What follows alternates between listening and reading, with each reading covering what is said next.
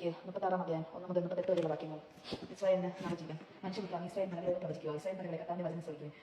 ദൈവമായ കർത്താവ് അരുളി ചെയ്യുന്നു. പുരാതന ശൃംഖലകൾ നമ്മുടെ അവകാശമാക്കി വന്നിരിക്കുന്നു. നിങ്ങളെ പറ്റി ശത്രുക്കൾ പറഞ്ഞു. അതുകൊണ്ട് നീ പ്രവചിക്കുക. ദൈവമായ കർത്താവ് അരുളി ചെയ്യുന്നു. നിങ്ങൾ അവർ വിജനമാക്കി എല്ലാ വശത്തും നിന്നും നെരുക്കി. അങ്ങനെ നിങ്ങൾ മറ്റ് ജനതകളുടെ കൈവശമായി. അവരുടെ സംസാരത്തിൽ നിന്നയ്ക്കും നിങ്ങൾ പാത്രമായി തീർന്നു. ഇസ്രായേൽ മലകൾ ദൈവമായ കർത്താവിന്റെ വചനം ശ്രവിക്കുക. ചുറ്റുമുള്ള ജനതകളുടെ പരിഹാസ വിഷയം ഇടയുമായി തീർന്ന മലകളോട്, കുന്നുകളോടും മലയിടുക്കുകളോടും താഴ്വരകളോടും തകർന്ന പ്രദേശങ്ങളോടും നിർജ്ജന നഗരങ്ങളോടും ദൈവമായ കർത്താവ് അരുളി ചെയ്യുന്നു. ദൈവമായ കർത്താവ് അരുളി ചെയ്യുന്നു. കൈവശപ്പെടുത്തി കൊള്ള ചെയ്യേണ്ടതിന് തികഞ്ഞ അവജ്ഞതയോടും നിറഞ്ഞ ആനന്ദത്തോടും കൂടെ എന്റെ ദേശം സ്വന്തമാക്കിയ ഇതിലും മറ്റുള്ള ജനതകൾക്കുമെതിരായി ജ്വലിക്കുന്ന അസൂയയോടെ ഞാൻ പറയുന്നു. ഇസ്രായേൽ ദേശത്തെ പറ്റി പ്രവചിക്കുക. മലകളോടും കുന്നുകളോടും മല ഇടുക്കുകളോടും താഴ്വരകളോടും പറയുന്നു. ദൈവമായ കർത്താവ് അരുളി ചെയ്യുന്നു. ജനതകളുടെ നിന്ദനം ഞാൻ സഹിച്ചതുകൊണ്ട് ഇത് ഞാൻ ക്രോധത്തോടും അസൂയയോടും കൂടി പറയുന്നു. ദൈവമായ കർത്താവ് അരുളി ചെയ്യുന്നു. നിങ്ങളുടെ ചുറ്റുമുള്ള ജനതകൾ തന്നെ നിന്നും കേൾക്കുമെന്ന് ഞാൻ ശപഥം ചെയ്യുന്നു.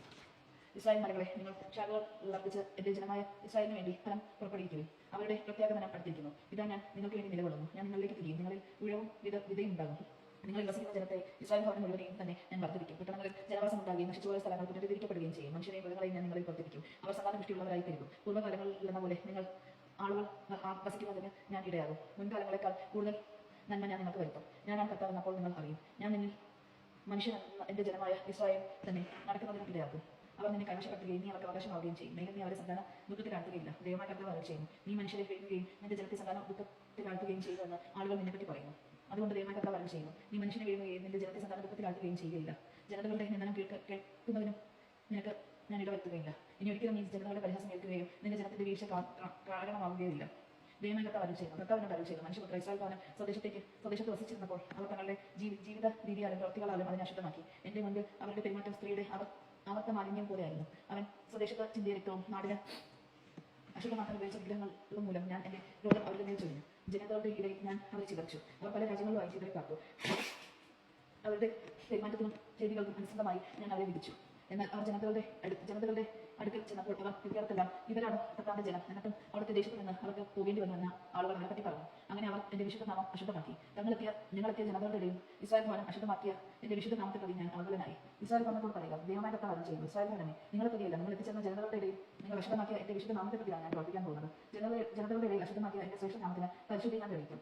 തങ്ങളുടെ കൺമുമ്പിൽ വെച്ച് നിങ്ങളുടെ എന്റെ പരിശുദ്ധി ഞാൻ വെളിപ്പെടുത്തുമ്പോൾ ഞാനാണ് കർത്താവ് എന്ന ജനതകൾ അറിയും. ദൈവമായ കർത്താവ് അരുളി ചെയ്യുന്നു. ജനതകളുടെ ഇടയിൽ നിന്ന് സകല ദേശങ്ങളിൽ നിന്ന് ഒരുമിച്ച് കൂട്ടി സ്വദേശത്തേക്ക് ഞാൻ നിങ്ങളെ കൊണ്ടുവരും. ഞാൻ നിങ്ങളുടെ മേൽ ശുദ്ധജലം തളിക്കും. നിങ്ങളുടെ എല്ലാ മാലിന്യങ്ങളിൽ നിന്ന് നിങ്ങൾ ശുദ്ധീകരിക്കപ്പെടും. സകല വിഗ്രഹങ്ങളിൽ നിന്ന് നിങ്ങളെ ഞാൻ നിർമ്മലരാക്കും. ഒരു പുതിയ ഹൃദയം നിങ്ങൾക്ക് ഞാൻ നൽകും. ഒരു പുതു ചൈതന്യം നിങ്ങളിൽ ഞാൻ നിക്ഷേപിക്കും. നിങ്ങളുടെ ശരീരത്തിൽ നിന്ന് ശിലാഹൃദയം എടുത്തു മാറ്റി മാംസഹൃദയം നൽകും. എന്റെ ആത്മാവിനെ ഞാൻ നിങ്ങളിൽ നിവേശിപ്പിക്കും. നിങ്ങളെ എന്റെ കൽപ്പനകൾ കാക്കുന്നവരും നിയമങ്ങൾ പാലിക്കുന്നതിൽ ശ്രദ്ധയുള്ളവരാക്കും. നിങ്ങളുടെ പിതാക്കന്മാർക്ക് ഞാൻ കൊടുത്ത ദേശത്ത് നിന്ന് വസിക്കും. നിങ്ങൾ എന്റെ ജനവും ഞാൻ നിങ്ങളുടെ ദൈവവുമായിരിക്കും.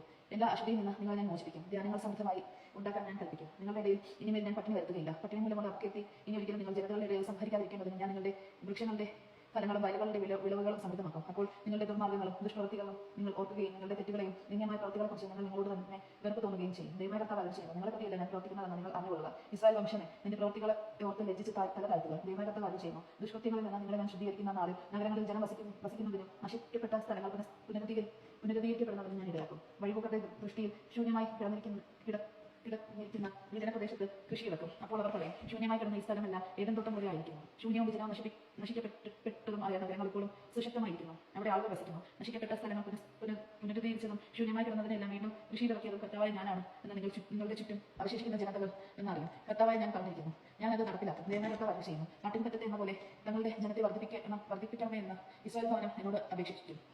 ഞാനതിനെ ചെയ്യും. വിശുദ്ധമായ ആട്ടിൻപറ്റം പോലെ തിരുനാടുകളിൽ ജെറുസലേമിൽ കാണുന്ന ആട്ടിൻപറ്റം പോലെ നിർജ്ജന നഗരങ്ങളെല്ലാം മനുഷ്യരാകുന്ന അജഗണത്തെ കൊണ്ട് നിറയും. ഞാനാണ് കർത്താവ് എന്നപ്പോൾ അവർ പറയും. ദിവസമാണ് നാം കേട്ടത്.